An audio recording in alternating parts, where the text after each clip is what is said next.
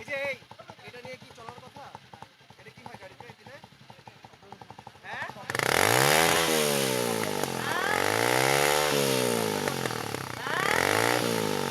কি হয়? শব্দ দূষণ হয়। আরেকবার বলো তো। এটা নিয়ে কি তোমার চলার কথা? তাহলে তাহলে বুঝতে পারবা নিজে? নিজে বুঝতে পারবা?